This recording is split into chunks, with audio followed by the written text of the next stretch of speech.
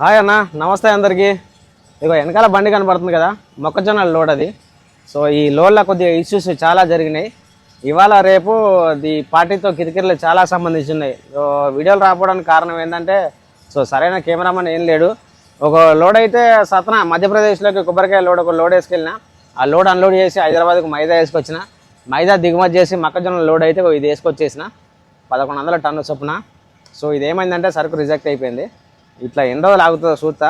ఒక lorry driver హద్దు, దాన్ని ఏమంటారు, పరీక్ష, ఓపిక, సహనం అని రకరకాలు ఉంటాయి కదా దాంట్లో. ఇక ఇదన్నీ హద్దులు మీరితే ఎట్లుంటుందో నేను ఇక ఈ ట్రిప్ తోటి, ఈ బండితో నేను చూపిస్తా. ఎందుకంటే చాలామంది అంటారు, ఎందుకంటే దీంట్లో ఇన్ని రోజులు ఆగింది. అసలు విషయం ఏంటంటే మనకు ఎలాంటి కిరాయి ఇచ్చే పొజిషన్ కూడా లేడు. పార్టీ కొంచెం తేడా ఉన్నాడు, కిరాయి ఎగ్గొట్టేలాగా ఉన్నాడు.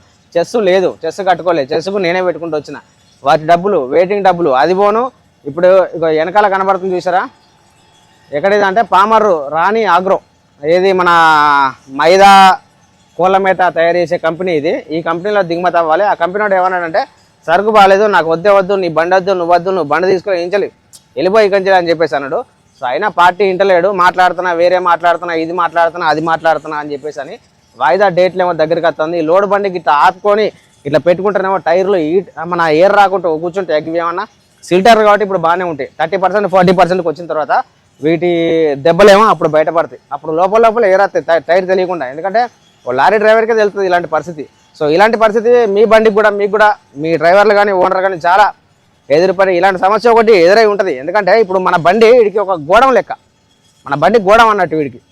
నేను ఆ సరుకు కాపలా సెక్యూరిటీ అన్నట్టు వీడికి. ఆడు బాగానే ఉంటాడు, ఆడు అమ్ముకునేవాడు హైదరాబాద్, వీడు కొనుక్కునేవాడు, ఆడు బాగానే ఉంటాడు. మధ్యలో నాకు వచ్చింది, నేను ఇక్కడ వీళ్ళ బండి సరుకు దీంట్లో పెట్టుకొని నేను కావాలని ఉండాలి. అయ్యండు వెయిటింగ్ లేదు, అది లేదు, ఇది లేదు. వెయిటింగ్ సంగతి పక్కన పెట్టుకొని ఇంక ఇట్లా బండి పెట్టుకొని దీంట్లో సరుకు పెట్టుకొని దీంట్లో కావాలి కూర్చొని అటు ఇంటికి పోకుండా, ఆ పిల్లల్ని చూసుకోకుండా, ఇటు పెట్టుకొని ఆ ఖాళీ అయితే ఇంకో ట్రిప్ కొట్టుకోకుండా 4వ తారీఖు దగ్గరికి వస్తుంది. ఈఎంఐ కట్టుకోవద్దు మరే, లేదా చిన్న చిన్న బండి పనులు చేసుకున్నది అన్లోడ్ చేసుకొని విజయవాడ వెళ్ళి చిన్న పనులు చేసుకొని ఇంకో ట్రిప్కి రెడీ ఉండాలి. ఇక ఇట్లా అవుతుంది. ఈ ట్రిప్లో పిచ్చ క్లారిటీ ఇస్తా పార్టీకి. ఎందుకంటే మరీ బీభత్సంగా ఒక లారీ ఓనర్కి సహనం వద్దు అనేది, హద్దులు దాటితే ఎట్లుంటుందో ఈ ట్రిప్లో చూపిస్తా. దీనికి సంబంధించిన ఫుల్ వీడియో కూడా ఇవాళ రేపట్లో అందిస్తాను నేను. ఇక సో చూస్తూ ఉన్నాను దీంట్లో ఏం జరిగిద్దో. ఒక లారీ డ్రైవర్ తలుచుకుంటే ఏం జరుగుద్దో ఇక దీని ద్వారా మనం చూపిద్దాం అనుకుంటున్నా. సో చూడండి ఒకసారి ఏం చేయాలనో, ఏం చేస్తే మంచిగా ఉంటుంది అని చెప్పి విషయం కూడా మీరు ఒకసారి కామెంట్ చేయండి తప్పకుండా.